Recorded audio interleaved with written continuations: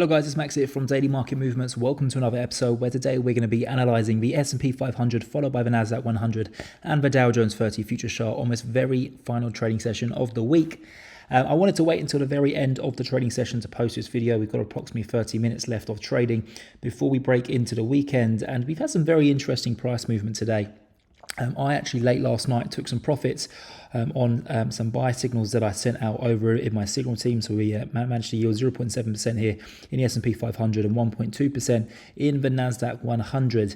And the reason why I took these profits is because this morning I sent a picture of this chart, and I kind of predicted that we're in this five-wave structure towards the downside after successfully completing this minor ABC. This is the 2-hour chart, by the way. And I thought that we could potentially see one final undercut of the lows that formed during yesterday's trading session, which was all the way down at around 4,235. So that's kind of what I predicted, and that's exactly what's played out here. We've actually started to fall quite sharply from that 4,335 area, and we actually failed to kind of overcut the August 18th lows. If I just quickly take you to the one-day chart, and get rid of some of these drawings, you can clearly see that we actually failed to recover the 18th of August lows, and that was very crucial in this market for that to happen, and unfortunately we failed at doing so. So with that being said, I wouldn't be surprised going into next week if we did have one final push or attempt to undercut the lows that we achieved back on the 27th of September, which was on Wednesday, of course. If we successfully do that, then I'll be very confident that a low has been formed, because that five-wave Elliott wave structure will then be complete, and then that's when we'll probably be met with an ABC correction pattern towards the upside. So that, of course, would be very, very bullish. But this chart does look pretty good.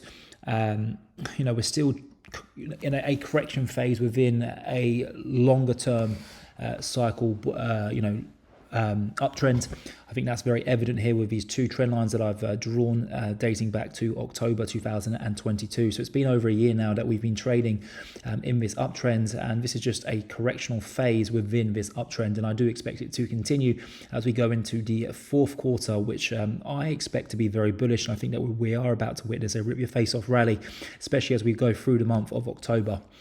Just quickly moving over to Nasdaq100, Nasdaq100 has managed to hold this uptrend rather nicely. It's unlike the S&P 500, we're nowhere near the 200-day EMA, and I don't expect us to go down that low yet. I think the 0.61 fib area from that peak to trough that I've drawn, this is the fib chart, that I've drawn from that peak to trough back in 2022, that has held as support so far, and I expect it to continue to do so. Then just quickly, finally moving over to the Dow Jones 30. Here we have the Dow broken down in the past couple of hours. We're now trading around 33,510. I would argue and say that technically this doesn't look as strong as the S&P 500 and the Nasdaq100, which wasn't the case a few weeks ago. We were trading very comfortably still within this uptrend, but we have now broken below. But again, we're still finding some minor support here, and I think what's really important is a break back above 34,000, and then that's when I think that you will start to see this market really take off. But one thing I do like is that the RSI is now oversold here for the Dow Jones 30. But the most important market you really want to be keeping an eye on is this one here. It's a 10-year US government bond yield, currently trading at 4.585%. As long as this keeps going higher, then you're going to continue to see equities are under pressure. But the good news is that the market indicators have now shown a 13 sell countdown here for the 10-year yield, as well as the US dollar. And it's not just on the daily charts, also on the weekly, which makes me very confident that we are going to see some consolidation here in the bond yields, or at least just some sort of back test of the previous highs that were around 4.332%. So I think that that's an area where we could potentially target in the coming weeks ahead. Same here for the US dollar. We did briefly dip below this previous resistant area, which of course were the highs that we formed back in March, but we have now traded back above it, and we're now trading at session highs.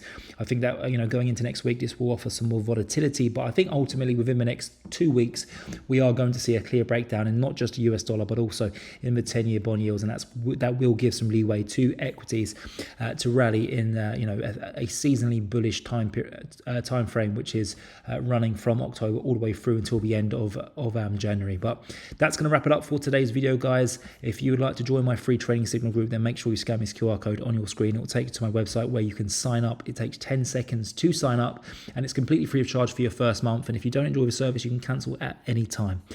But that's it from me. I hope you have a wonderful weekend, and I look forward to seeing you all on Monday next week.